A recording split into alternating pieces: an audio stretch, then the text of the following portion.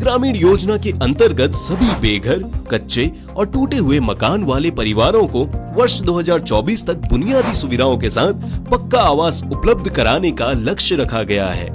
प्रदेश के अंतिम छोर तक बह रही है विकास की बयार, उन्नति का संकल्प निभा रही है डबल इंजन की सरकार।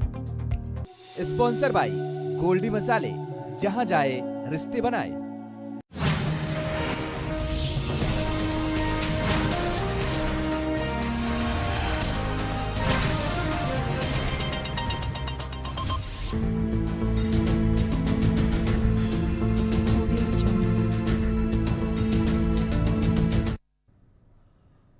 खुशामदीद आप सबको हमारी तरफ से। आप प्रोग्राम देख रहे हैं इस वक्त गुलिस्तान पॉलिटिकल सर्वे जीपीएस 2024 में जनरल इलेक्शंस होने हैं, लोकसभा के इंतखाबात होने हैं।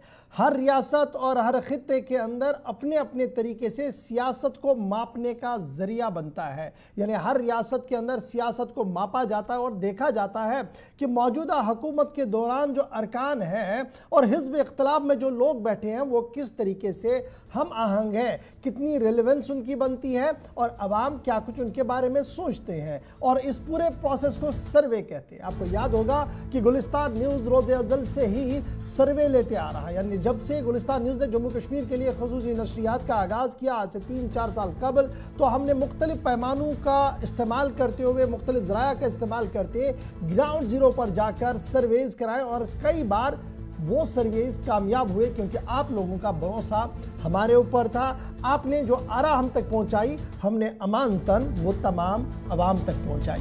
आज भी एक सर्वे हुआ है और यह सर्वे हुआ है 2023 के उस वक्त में जब साल अपने इख्तिताम पर है, लेकिन नताइज आना 2024 में है। लोगों का मूड क्या है, लोग किस तरीके से इस पूरे मामले को समझ पा रहे हैं कि 2024 की तैयारियों को लेकर चंद सवालात गुलिस्तान न्यूज़ ने यहां पर पूछे हैं। फटाफट से आपको पहले समझाते हैं कि यह सबसे बड़ा सर्वे जो है जो गुलिस्तान न्यूज़ की तरफ से किया गया है, और ये मैं साफ कर दूं कि जो जम्मू कश्मीर की तारीख में बैक टू बैक जो सर्वेज गुलिस्तान न्यूज़ की तरफ से किए गए उनमें एक बड़ा सर्वे ये भी है। और सबसे बड़ा सैंपल सर्वे साइज जो है वो लिया गया है यूनियन टेरिटरी जम्मू कश्मीर के 20 अजला के अंदर, और कोशिश की गई है कि हर खित्ते, हर डिस्ट्रिक्ट और हर इलाके में जाकर कम से कम आवाम से उनकी राय को जाना जाए। एक तो ये है, और अभी जो अगर हो सके तो वो स्लाइड जरा साथ साथ चलाइएगा। कुल मिलाकर 2,60,000 के करीब ऑनलाइन मोड में हमारे साथ इस सर्वे में लोगों ने हिस्सा लिया, सिर्फ जम्मू कश्मीर के लोगों ने। जम्मू कश्मीर को लेकर यह सर्वे किया गया, लोकसभा को लेकर सर्वे किया गया, और 2,60,000 ऑनलाइन मोड में लोगों ने इसमें शिरकत की। और तारीख कब से कब तक हुआ, तकरीबन 1 महीने तक ये चला। 15 नवंबर से 16 दिसंबर सन 2023 तक अवाम के सामने गए, अवाम ने हमारे सर्वे में हिस्सा लिया और ये 30 दिन का आंकड़ा हमारे सामने आया, तकरीबन 2,60,000। और इसमें एक बड़ी दिलचस्प बात यह है कि नौजवानों ने ज़बरदस्त दिलचस्पी दिखाई। सवाल यह भी था कि आखिर एज ग्रुप क्या है जी, जिस एज ग्रुप ने इस सर्वे में हिस्सा लिया। तो एज ग्रुप में 18 साल से 30 साल तक की उम्र वाले जो लोग थे उनकी तादाद 60% के आसपास थी, और 30 से 70% की एज के दरमियान के लोग, यानी 30 साल से 70 साल जिनकी उम्र थी वो 30% थे, और 70 साल से ऊपर जिनकी उम्र थी वो बहुत कम थे, लगभग 8 से 10% के दरमियान दिखे गए। तो कुल मिलाकर युवाओं ने, नौजवानों ने एक जज्बा दिया, नौजवानों ने एक जोश दिया और उसमें यह सर्वे किया गया। अब फटाफट से याद रखिएगा, कुल हम 2011 के सेंसस के हिसाब से हमारी पॉपुलेशन जम्मू कश्मीर की 1,23,00,000 के आसपास है, 1.23 करोड़ ये हमारी पॉपुलेशन है सेंसस 2011 के हवाले से। अब ये सर्वे कैसे किया गया, ये बड़ा इंपॉर्टेंट है, याद रखिएगा। इस सर्वे का एहतमाम फेसबुक के जरिए से किया गया, इंस्टाग्राम के जरिए से किया गया, सोशल मीडिया साइट एक्स के जरिए से किया गया, कू के जरिए से किया गया, वेबसाइट के जरिए से किया गया, और गुलिस्तान ने इन तमाम जरायों का इस्तेमाल करते हुए आपकी आरा को जानने की कोशिश की, और ये तकरीबन जो हमारे पास 2,60,000 वोट आए। इनमें टेक्निकल टीम ने जब खंगाला तो तकरीबन 660 वोट टेक्निकल रीजन पर रिजेक्ट किए गए, यानी किसी ने 2 बार वोट किया था तो वो रिजेक्ट हुआ, किसी ने सवाल का जवाब ही नहीं दिया, यानी कुछ और ही कहानियाँ लिखी थी, तो वो टेक्निकल रीजंस, बड़ी चीज़ें हैं उसमें तकरीबन 630 वोट ऐसे थे जिनको रिजेक्ट किया गया। और फिर अब ये जो वोटिंग हमारे पास 2,60,000 की आई है, फटाफट से याद रखिएगा 1,32,000 के आसपास वोट गिने गए जो काउंट किए गए कश्मीर सूबे से, 73,370 जम्मू प्रोविंस से ऑनलाइन वोटिंग में लोगों ने हिस्सा लिया और कुल मिलाकर वोटिंग कितनी थी, ये 2,60,000 बनती है। और सवालात कितने पूछे थे हमने, 16 सवाल, यानी तकरीबन आपको 15 से 18 मिनट लगे इस पूरे सर्वे को पूरा करने में। 16 सवाल हमने पूछे थे और उन 16 सवालों का जवाब आप लोगों ने दिया और इन्हीं सवालों के जवाब हम थोड़ी देर में आपके सामने रखेंगे। और याद रखिएगा पहला सवाल जो हमने पूछा था कि पहले देखिएगा, अब जम्मू सूबे की पहले बात होगी, नंबर ऑफ लोकसभा सीट जो जम्मू की है वो 2 है और इस वक्त दोनों डॉक्टर जितेंद्र सिंह बीजेपी के सिटिंग एमपी है और जुगल किशोर शर्मा साहब ये भी बीजेपी के हैं। और फिर जब आप कश्मीर सूबे की देखेंगे तो 3 सीटें हैं, doctor Farooq Abdullah national conference के हैं, हसनैन मसूदी साहब नेशनल कॉन्फ्रेंस के हैं और मोहम्मद अकबर लोन साहब भी नेशनल कॉन्फ्रेंस के हैं। और इस तरीके से ये हमारे 5 सिटिंग एमपीज है। Number of Lok Sabha seats Kashmir में 3 है, जम्मू में 2 है और कुल मिलाकर 5 की तादाद बनती है जिनको लेकर हमने ये जीपीएस पूरा चलाया है। अब जब ये जीपीएस हमारे हाथ चला, यहाँ से चला, तो इसमें कुछ सवालों के जवाब दिए गए और जब ये सवालों का जवाब मैं आपके सामने रखूंगा तो हमारे साथ कुछ गेस्ट भी ज्वाइन करेंगे। अकेले मैं इस प्रोग्राम को नहीं करूंगा बल्कि साथ साथ उनकी रिएक्शंस भी लेंगे। हमारे साथ जम्मू से ज्वाइन करेंगे, कांग्रेस के नेता भी होंगे, हमारे सीनियर साथी विनोद कुमार जी ज्वाइन करेंगे, फिर डॉक्टर ताहिर चौधरी साहब ज्वाइन करेंगे, जगदीप सिंह साहब ज्वाइन करेंगे कांग्रेस से और भी कुछ लीडर्स कश्मीर प्रोविंस से भी ज्वाइन करेंगे। लेकिन सबसे पहले बात कर फटाफट से एक और सवाल, मैं जरा पहले सवालों को ले लूं उसके बाद गेस्ट के पास चलते हैं। क्या आप इन मेंबर पार्लियामेंट्स को रीइलेक्ट करना चाहते हैं? क्या आप इनकी रिप्रेजेंटेशन दोबारा देखना चाहते हैं पार्लियामेंट के अंदर? 2 member parliament, doctor Jitendra Singh और फिर जुगल किशोर। डॉक्टर जितेंद्र सिंह के बारे में कहा गया कि 46.9% लोगों ने कहा हाँ हम चाहते हैं कि ये वापस आए और 52.1% लोगों ने कहा नहीं आए। ये वही आपको दिखेगा यहां पर भी। और यहां पर जब आप देखेंगे जुगल किशोर शर्मा साहब के लिए that is 40.7% yes and 53.2% no. ये जम्मू की 2 बड़े लीडर्स जो इस वक्त लोकसभा के अंदर है और उनके लिए जो आपका वर्डिक्ट अभी तक का है वो इस तरीके का बना हुआ है जो हमने आपके सामने रख रहे हैं। ये एक और सवाल था, क्या आप दोबारा मेंबर पार्लियामेंट को चुनना चाहेंगे? सवाल का जवाब आया 40.7% यस, 53.2% नो। यहां पर भी एक बार देखेंगे तो 5-8% की जो फ्लक्स है ये मैच्योर हो भी सकता है, ये नहीं भी हो सकता है। यानी कहीं ना कहीं जो लगातार कहा जा रहा है कि एक गैप है बिटवीन इलेक्टेड गवर्नमेंट और स्टेट लोगों के बीच में, लोगों और इलेक्टेड लोगों के बीच में गैप है, वो गैप का असर यहाँ पर मुझे कहीं ना कहीं दिख रहा है। और ये जम्मू का बेल्ट जो है ये पूरा हसास बेल्ट जो है वो माना जा रहा। तो फटाफट से डॉक्टर जितेंद्र सिंह के प्लेट को एक बार फिर दिखाइए और एक बार फिर जुगल किशोर जी को भी दिखाइएगा। डॉक्टर जितेंद्र सिंह, सवाल था कि आप दोबारा मौजूदा मेंबर पार्लियामेंट को चुनना चाहते हैं? तो 46.9% यस, 52.1% नो। मेजर फर्क कितना है आपके सामने है। फिर हमने पूछा था क्या आप जुगल किशोर के बारे में भी इसी तरीके की राय रखते हैं? तो 40% ने कहा नहीं, दोबारा ये नहीं चुनेंगे, 40% ने, और 53 ने कहा नहीं जी, चेहरा चेंज होना चाहिए।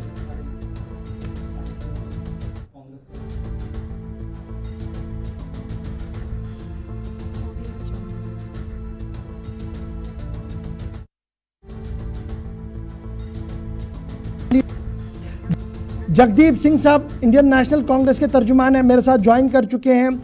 और मारूफ तजिया निगार और पैनलिस्ट टीवी में आप उनको बार बार देखते हैं, अहमद अयाज साहब मेरे साथ ज्वाइन कर चुके हैं। आप तीनों का बहुत बहुत शुक्रिया जी मेरे साथ ज्वाइन करने के लिए। जीपीएस 2023 जम्मू प्रोविंस का हम सामने रख रहे हैं। सबसे पहले अहमद अयाज साहब आपसे जरा शुरुआत करूंगा और तजिया आप ही से करना चाहूंगा।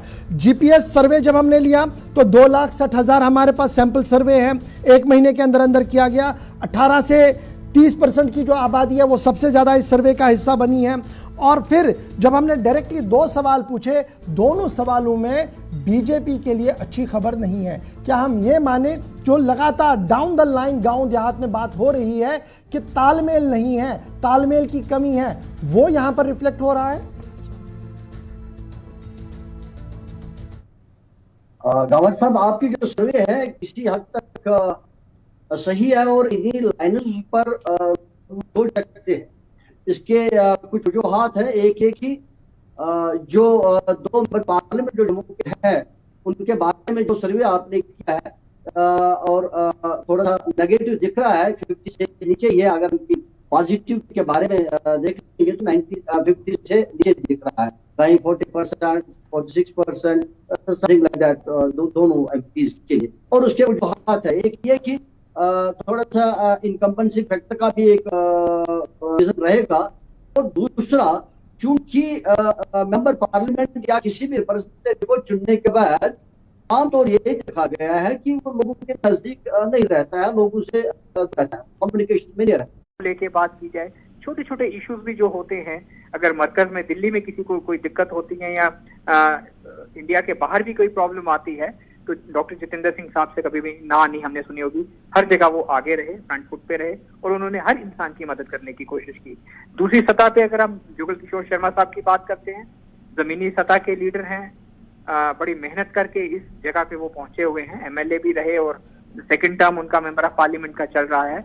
जुगल किशोर शर्मा साहब हमेशा अपने एरिया में वो टूर पे रहते हैं, चाहे गांव हो, देहात हो, कहीं पे भी हो, जुगल किशोर शर्मा साहब नजर आएंगे। लेकिन एक चीज है, जब सरकार की तरफ से इस तरह से काम करने का तरीका और पॉजिटिव रिस्पांस रहता है तो अवाम की उम्मीदें ज्यादा बढ़ जाती हैं।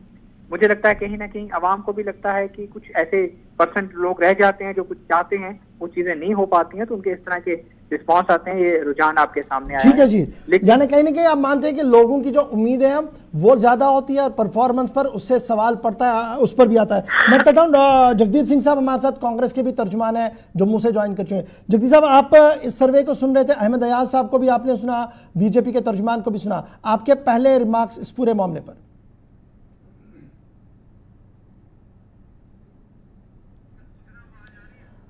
जगदीप जी, क्या आप तक मेरी आवाज आ रही है?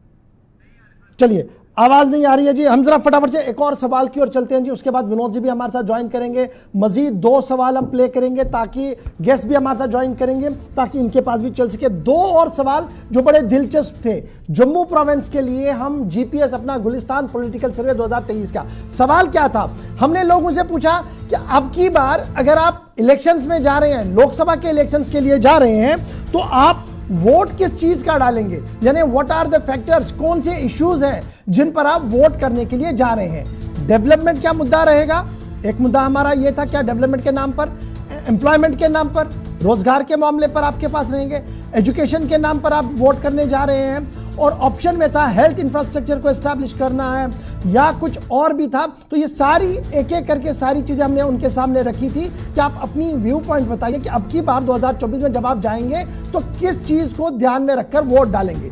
अब देखिएगा दिलचस्प तमाशा, डेवलपमेंट पर 77.3% हमारे सर्वे के अंदर लोग बता रहे हैं कि हमारा मुद्दा है जी विकास।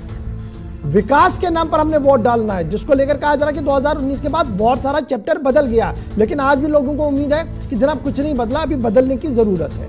फिर रोजगार का मामला 38.4, जम्मू की आवाम, और ये कौन यूथ बता रही है, यूथ है, नौजवानों का एक बड़ा टोला है जिन्होंने इस सर्वे में हिस्सा लिया। वो मान रहे हैं कि बेरोजगारी की शरह है, इसलिए रोजगार चाहिए। 38.4 लोग ये भी देख रहे हैं, नजरें लगी हुई है 2024 में कौन क्या कहेगा। तालीम के शोबे को बेहतर बनाना है जम्मू कश्मीर के अंदर 26.9%। अगर आप इन दोनों फैक्टर्स को देखेंगे तो आपको पता लगेगा कि सेंसिटिविटी इस बार वोटर की कितनी ज्यादा होगी। हेल्थ इंफ्रास्ट्रक्चर 29.7% और अदर इश्यूज जो छोटे मोटे इश्यूज है वो 16.2% वोट आए हैं। तो कुल मिलाकर बड़ा बड़ा आंकड़ा जब आप देखते हैं, विकास, बेरोजगारी, एजुकेशन और हेल्थ इंफ्रास्ट्रक्चर, ये मोटे मोटी चीजें हैं जिसको लेकर वोट डालने के लिए लोग जा रहे हैं। ये आंकड़े याद रखिएगा क्योंकि इस पर सवाल हम थोड़ी देर में पूछेंगे। जीपीएस का अगला सवाल बड़ा इंपॉर्टेंट सवाल था कि आप किन पार्टीज को स्ट्रांग मानते हैं, यानी किन पार्टीज को। अब ये पार्टीज कौन थी, एक नेशनल हुकअप की पार्टी थी, एक रीजनल पार्टी थी। यानी जो पार्टियां रीजनल है, जम्मू कश्मीर की अपनी पार्टियां हैं, उन्हें आप स्ट्रांग मानते हैं, या नेशनल पार्टीज बीजेपी, कांग्रेस और दीगर पार्टियां, उन्हें आप मजबूत मांगते हैं। बड़ा दिलचस्प जवाब यहां पर आया है कि जम्मू प्रोविंस के अंदर नेशनल पार्टीज को 36.9% वोट कर रहे हैं, बल्कि रीजनल लीडर्स पर और रीजनल पार्टीज पर इस बार भरोसा है। यह बड़ा फैक्टर बड़ा इंपॉर्टेंट है कि किस तरीके से लोगों ने यह मन बनाकर यह रीजनल वाला गेम खेला होगा, बड़ा दिलचस्प है। वापस चलता हूं अपने पैनल पर। डॉक्टर ताहिर साहब भी है, जगदीप भी है और अहमद अयाज साहब भी है। सबसे पहले जगदीप सिंह साहब आपके पास आ रहा हूं। जगदीप साहब, क्या आवाज आ रही है मेरी आप तक? जगदीप, क्या मुझे सुन पा रहे हैं? चलिए दोबारा चलते हैं जी। डॉक्टर ताहिर साहब देखिएगा, 2 सवाल मैंने और आपके सामने रख दिया, आपका फटाफट से रिएक्शन, उसके बाद जरा अहमद अयाज साहब के पास भी चलता हूं। हेलो जी जी, और सब सवाल रिपीट करेंगे प्लीज। सवाल मेरा था कि जो 2 सवाल हमने पूछे कि आप किन मुद्दों को लेकर वोट करेंगे, तो डेवलपमेंट का मुद्दा आज भी है 77.3%, फिर एम्प्लॉयमेंट 38.4, एजुकेशन 26.9, हेल्थ इंफ्रास्ट्रक्चर 29.7। अगर हम इस फैक्टर को देखें, 5 अगस्त को जो नया चैप्टर खोलने की बात हो रही थी, उस चैप्टर में और आज के चैप्टर में कितना फर्क है। जबकि आप यह भी ध्यान रखिएगा, जो बॉर्डर लाइन हमारी है, इसमें सबसे ज्यादा नौजवानों ने वोट किया। तो नौजवान जो 2-3 मुद्दे लेकर घूम रहे हैं, क्या अभी तक वो एड्रेस नहीं हो पाए, या still they are important area जहां पर काम करने की अभी भी जरूरत है? देखिए और सब हमेशा आवाम की जो डिमांड्स रहती हैं, डेवलपमेंट, एजुकेशन, ये चीजें और एम्प्लॉयमेंट, ये चीजें तो रहती हैं। हेल्थ सेक्टर भी रहता है। ये हर इलेक्शन के इम्पोर्टेंट मुद्दे होते हैं और सभी स्टेट्स में, पूरे देश में इन मुद्दों को लेकर भारतीय जनता पार्टी सरकार आगे ही काम कर रही है। अगर डेवलपमेंट की बात की जाए तो डेवलपमेंट में जितना काम पिछले 9-9.5 साल में हुआ है, मुझे नहीं लगता कि पहले इतना होता था। वो जिस पेस से काम हो रहे हैं, वो काम हो रहे हैं। लेकिन अच्छी बात है, इन इश्यूज को लेके नौजवान को और आने वाले टाइम पे वोटिंग इन्हीं इश्यूज को लेके होनी चाहिए। एक पॉजिटिव रिस्पांस है पब्लिक की तरफ से, और मुझे लगता है जो भी सरकार भी, जब इलेक्शन का कैंपेन स्टार्ट होगा, सभी पॉलिटिकल पार्टीज अपना अपना मैनिफेस्टो लेके आगे आएंगी, भारतीय जनता पार्टी भी आएगी, और ये चीजें हमारे मेन इश्यूज के ऊपर है। डेवलपमेंट को लेके हम लोग आगे चलते हैं, ये मेन ख्वाब है प्रधानमंत्री साहब का।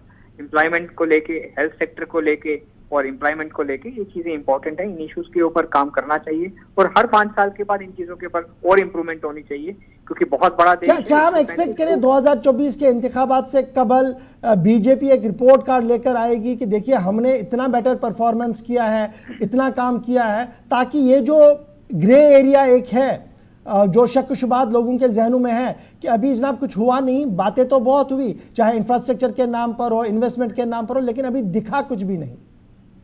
बिल्कुल बिल्कुल, और सब हम पूरा गारंटी के साथ अपना जो एक हमने जो काम किया है पिछले 9 सालों में और पिछले 5 सालों में, वो हम सामने लेके आवाम के आएंगे कि पहले किस 2014 से पहले कहाँ पे भारत देश स्टैंड करता था, आज कहाँ पे करता है। एक एक छोटे छोटे पॉइंट्स को आवाम के सामने हम रखेंगे। ठीक है, मैं आऊंगा दोबारा आपके। अहमद अयाज साहब, कितना मुश्किल होगा जबकि पूरे मुल्क के अंदर हम देखते हैं रंग, नस्ल, मजहब के नाम की सियासत काफी ज्यादा चढ़ती है। जब भी सियासत होती है पूरे मुल्क के अंदर यह माहौल चलता है, लेकिन जब मैं जम्मू कश्मीर के नौजवानों की बात सुन रहा हूं, उनकी दिल के धड़कन को खंगालने की कोशिश कर रहा हूं, तो पता लगता है यहां तो मुद्दे एंटायरली डिफरेंट है। जो नेशनल टेलीविजन पर डिबेट्स हो रही हैं, उसके मुकाबले में एंटायर डिफरेंट वेव है यहां पर। कितना मुश्किल है स्टिंग भारतीय जनता पार्टी के लिए, उन लीडर्स के लिए जो बड़े बड़े दावे कर रहे हैं। एब्सोल्युटली, जहां तक जम्मू कश्मीर का ताल्लुक है, जम्मू कश्मीर ने हर वक्त दिल्ली वाले इलेक्शन या दिल्ली को एक थोड़ा दूर से देखा, थोड़ा दूरी डिस्टेंटली देखा। मोस्टली उन्होंने लोकल पार्टीज को ही, रीजनल पार्टीज को ही काफी ज्यादा प्रेफर किया हो। अब दूसरी बात है उनकी अपनी परफॉर्मेंस की वजह से लोग उनसे भी दुखी हो, वो दूसरी बात है। लेकिन प्रेफरेंस जो दी है वो लोकल पार्टीज को दी है, रीजनल पार्टीज को दी है मोस्टली, जहां तक जम्मू कश्मीर का ताल्लुक। और दूसरा, इस वक्त जम्मू कश्मीर के इलेक्शन पर बीजेपी की कारकर्दगी की, बीजेपी की जो जम्मू कश्मीर में उनका रूल रहा, शासन रहा, उनका बहुत ही इफेक्ट रहेगा। एक तो डेवलपमेंट जो मामले हैं, वो 3 मामले हैं, वो रहेंगे।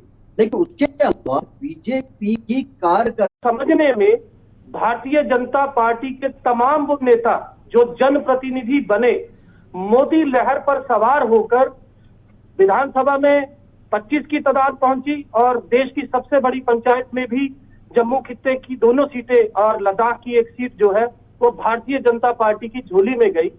लेकिन मैं आपको इतनी वजूहात गिना सकता हूं जनाब, जो ये साफ साफ इंगित करती हैं कि आज भारतीय जनता पार्टी से लोगों का मन उचाट हो चुका है। खास तौर से जो नौजवान है, क्योंकि आंकड़े बता रहे हैं जम्मू कश्मीर बेरोजगारी के मामले में नंबर 1 की स्थिति पर जा पहुंचा।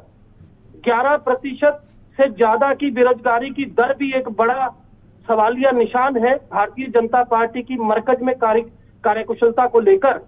तो लिहाजा ऐसे बहुतेरे मामले हैं जिन पर चुने हुए नुमाइंदों ने एक उदासीन रवैया अपनाए रखा, लोगों के बीच नहीं गए, लोगों की बात नहीं सुनी और इतनी तरह की ज्यादतियां लोगों के साथ हुई। फिर चाहे आप टोल प्लाजा की बात करो, आप प्रॉपर्टी टैक्स की बात करो, आप पिछले दिनों जो इनका चिर परिचित और तथा कथित अतिक्रमण विरोधी अभियान था उसकी बात करें या फिर बेरोजगारी की बात करें, तो आज जनमानस में एक बड़ा नकारात्मक प्रकार का जो स्टांस है वो देखने को मिल रहा है। और मैं फिर से कहूंगा कि इस तरीके की परिस्थितियों में इनको खासतौर से उन नुमाइंदों को जो बड़े जोर शोर के साथ गाजे बाजे के साथ सत्ता में आए थे, जवाब देना मुश्किल। ठीक है जगदीश साहब, मैं दोबारा आऊंगा। डॉक्टर ताहिर साहब, क्या 2024 का इंतखाब इजी वॉक होगा और मोदी मैजिक जिसको लेकर पहले भी चुनाव लड़ा गया और फुल फ्लेज्ड वो हुआ, मोदी मैजिक दिखा जम्मू में भी लद्दाख में भी, क्या वो अब की बार दिखता हुआ कहीं नजर आ रहा है आपको, या मोदी मैजिक का इफेक्ट तो रहेगा लेकिन लोकल लीडरशिप और लोकल पॉलिटिक्स जो है वो कहीं ना कहीं डैमेज में जाएगी, वो नुकसान कर सकती है इस पूरे प्रोसेस के अंदर? नहीं, ये सवाल आपसे मैं आऊंगा आपके पास, जरा पहले डॉक्टर ताहिर साहब से।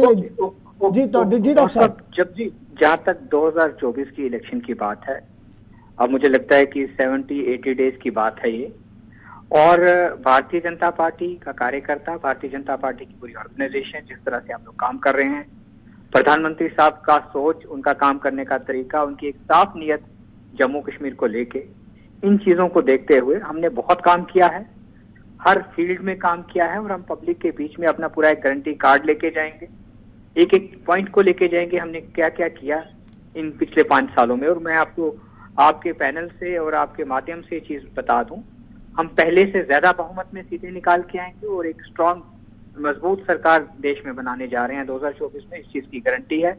और अवाम का जो प्यार है पूरे देश से, 135 करोड़ जनता का जो एक प्यार है हमारे साथ भारतीय जनता पार्टी के साथ, ठीक है। अहमद इजाज साहब, एक क्विक रिस्पांस आपका भी मैं लूंगा, उसके बाद 2-3 सवाल मैं और क्लियर कर देता हूं। इतना आसान होगा 2024 के अंदर कि आप एक स्वीप कर पाएंगे हर जगह पर जम्मू सूबे के अंदर और सिक्योर कर पाएंगे, या एक मुकाबला होगा? क्योंकि जिस तरीके से नौजवान करेंगे, हमें लोकल लीडरशिप पर भी नजरें हैं जी, अगर वो फैक्टर कहीं काम कर गया तो कितना बड़ा चैलेंज और कितना बड़ा नुकसान है नेशनल पार्टीज के लिए। दोनों लीडर सुन रहे होंगे। जबरदस्त मुकाबला होगा और भारतीय जनता पार्टी के लिए इतना आसान नहीं होगा जैसे पिछले इलेक्शन में हुआ। और इस वक्त मुझे भी है, लोगों के मसाइल भी है और इनके जो काम काज रहा और उसका एक इफेक्ट है, और उस इफेक्ट की वजह से आगे आने वाले इलेक्शन में बीजेपी के लिए जम्मू कश्मीर में इलेक्शन जीतना आसान नहीं होगी, काफी मशक्कत की बात। ठीक है जी, अब जरा फटाफट से और सवालों पर आते हैं। और भी कुछ सवाल पूछे गए थे, चलो फटाफट से 2-4 सवाल और रख देता हूं, फिर आपका एक और रिएक्शन भी ले लेते हैं उन सभी सवालों पर। चलिए जनाब, सवाल को प्ले करें। सवाल था कि आप किस लीडर को समझते हैं कि वो कम बैक करेगा जनरल इलेक्शन, यानी 2024 में जो आम इंतखाबात होंगे, क्या उनसे चेहरे कम बैक कर सकते हैं? ये एक और अंदाज से यही सवाल पूछा गया था घूम फिरा कर। डॉक्टर जितेंद्र सिंह साहब के लिए A नंबर हमने दिया था, क्या डॉक्टर जितेंद्र सिंह साहब कम बैक कर पाएंगे इलेक्शंस के अंदर? और डॉक्टर ये अपना जुगल किशोर शर्मा साहब क्या कम बैक कर पाएंगे? कि सिर्फ जम्मू प्रोविंस की मैं बात करूंगा तो कम बैक पर 25.2% आबादी का मानना है कि हाँ कम बैक